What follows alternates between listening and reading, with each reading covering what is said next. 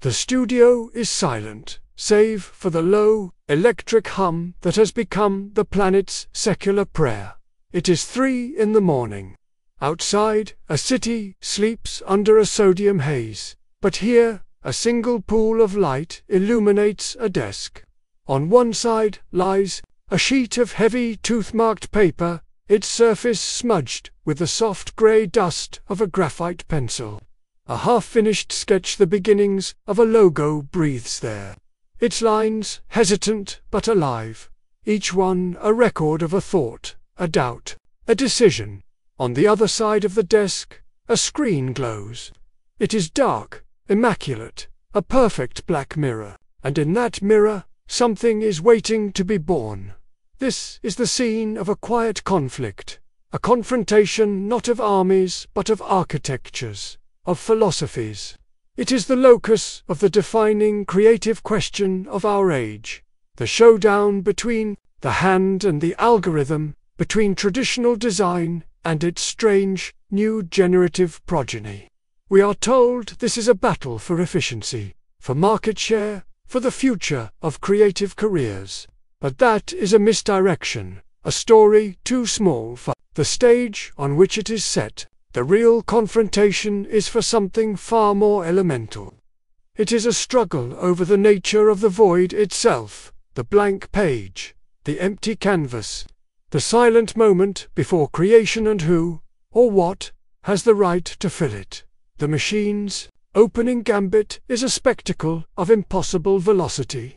It is a siren song sung in the language of pure potential. Ask it for a logo for a sustainable coffee brand, and before the last syllable of your typed request has settled, the screen flickers, not with one idea, but with a torrent. 100 logos bloom in a silent, cascading grid. A leaf unfurls into a coffee bean, a drop of water cradles the earth. The letters of the brand name twist into steam, into vines, into minimalist pictograms.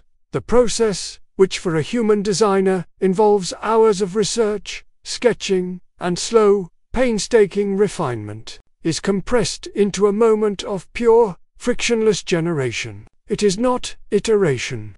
It is an instantaneous explosion of parallel universes. This is the AI's primary advantage. A power so profound it feels less like a tool and more like a form of magic. It offers an escape from the tyranny of the single starting point, the terror of the empty page. Why build one path through the forest when you can instantly see the entire forest from above, every possible trail mapped in an instant? The designer, freed from the manual labor of ideation, is elevated to the role of curator, a monarch surveying an endless vista of possibilities and simply choosing. The argument for this is compelling, almost unassailable. It streamlines, it optimizes, it transforms the agonizing search for the right idea into a leisurely stroll through a gallery where every exhibit has been conjured for you alone.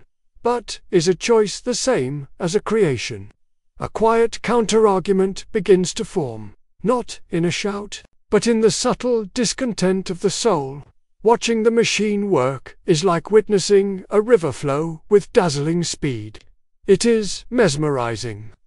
But the human process is more like digging a well. It is slow, muddy, and strenuous. You are not skimming across the surface. You are boring down into the earth, seeking something hidden. The ideas that emerge from this process are not conjured from a statistical ocean of existing images. They are drawn up from a deeper place, from memory, from a half-remembered dream, from the specific emotional resonance of a color scene on a rusting door 20 years ago. The human designer's first sketch is not just an idea, it is an artifact of a journey. The machine's 100 logos are artifacts of nothing but the query. They are beautiful, functional, and utterly, hauntingly without a past. This leads us to the second arena of conflict, the treacherous terrain of nuance and emotion. Consider the design of a record sleeve for a melancholic folk singer. A human designer might listen to the album for weeks, letting the melodies seep into their subconscious. They might walk through a misty forest, feeling the damp air, observing the way light filters through the leaves. The final design might feature a photograph that is slightly out of focus, a typeface with delicate, almost broken serifs, a color palette of muted earth and bruised sky.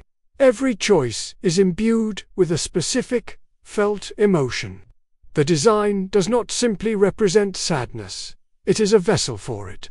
It is a quiet conversation between the musician, the designer, and the eventual listener. Now, present the same task to a generative AI.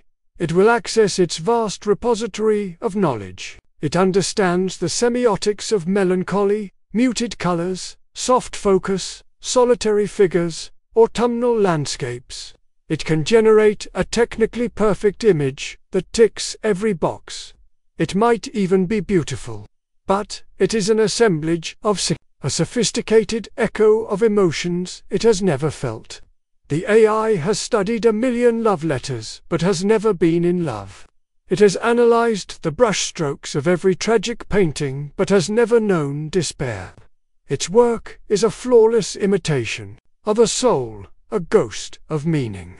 And while this ghost can be remarkably convincing, it lacks the essential, unquantifiable warmth of a human presence. It cannot embed a secret joke, a shared memory, or a deliberate, meaningful imperfection. The Japanese concept of wabi-sabi, the beauty in the flaw that tells a story of authenticity and time. The human touch is not in its perfection, but in its resonant fallibility. It is the slight waver in a hand-drawn line that speaks of vulnerability.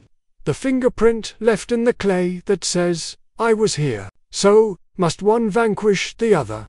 The prevailing narrative quickly pivots to a more comforting resolution: collaboration. The hybrid future, we are told, is key. In this vision, the designer and the AI enter into a symbiotic duet. The AI becomes a tireless, brilliant intern. It generates the raw material, the initial concepts, the background textures, the endless variations on a theme. It handles the repetitive, the tedious, the time-consuming. This frees the human designer to ascend to a higher plane of creative direction, to focus on strategy, narrative, and the final, crucial application of taste and emotional intelligence. The designer becomes an AI whisperer, a conductor coaxing a new kind of music from a vast and powerful orchestra. This is an elegant and optimistic future, and in many ways, it is already here. Designers are using AI to break creative blocks, to accelerate workflows, to explore avenues they would never have had the time to venture down. The results can be staggering work that possesses both the boundless imagination of the machine and the deliberate soul of its human guide. A case study might show an architectural firm using AI to generate 1,000 sustainable housing forms, from which the architects select a handful to refine, applying their deep understanding of human community, materials, and place. The final building is something new, something that neither human nor machine could have conceived alone. Yet, a subtle sense of foreboding remains, a quiet question that gnaws at the edges of this utopian vision. When a tool becomes this powerful, does it remain a tool? Or does it begin to shape its user? The photographer who switches from a manual film camera to a smartphone with sophisticated computational photography finds themselves thinking less about aperture and shutter speed and more about framing and composition. The tool changes the creative process. What does an intimate collaboration with a generative AI do to the designer's mind? Does the muscle of initial ideation begin to atrophy? Does the slow, patient practice of sketching, of discovery through doing, begin to feel archaic and inefficient, there is a danger that in handing over the grunt work of creation, we are also handing over the very process through which many of our most profound and unexpected insights are born. The duet may be harmonious, but one of the singers may be, slowly, imperceptibly, losing their voice, learning to hum along to the machine's tune. Perhaps the most fundamental distinction, the one that contains the heart of the mystery, is not in the output or even the workflow, but in the very architecture of the creative act. The traditional design process is a journey into the unknown. It is linear, messy, and filled with serendipity. You start at one point, and through a series of choices, mistakes, and happy accidents, you arrive at a destination you could not have foreseen. It is an act of discovery. The degenerative process is entirely different. It is not a journey, but an act of summoning. The AI model, trained on a vast dataset of human culture, does not create in the human sense. Instead, it navigates an impossibly complex, high-dimensional space, the latent space, which can be thought of as a vast, dark library containing the statistical ghost of every image, text, and idea it has ever seen. When you give it a prompt, you are giving it a set of coordinates. It travels to that point in the library and retrieves what it finds there. It is not exploring a new world. It is retrieving a book from an infinite collection. This is why it can be so fast and so varied. It already contains, in potential form, everything it can possibly show you. This changes everything. The human designer is an explorer, hacking a path through a jungle. The AI is a librarian who can instantly pull every map of that jungle ever drawn. The explorer might get lost, might discover a hidden waterfall, might be changed by the journey itself. The librarian experiences none of this. Their power lies not in discovery, but in retrieval. And as we, the designers, become more reliant on this act of summoning, do we risk forgetting how to explore? Do we trade the potential for true, groundbreaking discovery for the comfort of infinitely remixing the already known? We are building the most comprehensive map of human creativity ever conceived, and in doing so, we may be losing the incentive to ever step off the path and into the wilderness again. And so we arrive back at the desk in the silent, early hours of the morning. The pencil and the screen, the hand and the algorithm. The conflict is not a simple binary of who will win. It is not about obsolescence, but about integration and identity. The tools we use become extensions of our minds, and this new tool is the most powerful extension we have ever built. It is a mirror, reflecting our collective creativity back at us in dazzling, distorted, and revelatory ways. But the nature of a mirror is that it can only show what is already there. The future of design will not be decided in a head-to-head showdown. It will be decided in the quiet, internal calculus of a million individual creators as they navigate their relationship with this new phantom collaborator. It will be about the choices they make, when to embrace its speed, when to resist its frictionless seductions, and when to turn the screen off entirely, pick up a simple pencil, and undertake the slow, sacred, and deeply human journey of making a mark that is entirely one's own. The screen on the desk flickers to life, not with 100 options, but with a single, breathtaking image. It is a synthesis of the hesitant pencil sketch and 1,000 digital ghosts, a form both familiar and alien.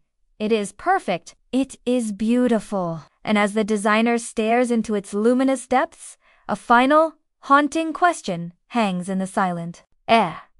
When you ask a god in a box to show you a piece of your own soul, how can you ever be sure whose soul you are looking at? If you enjoy this video, please like, share, subscribe and hit the bell to the later update from my channel.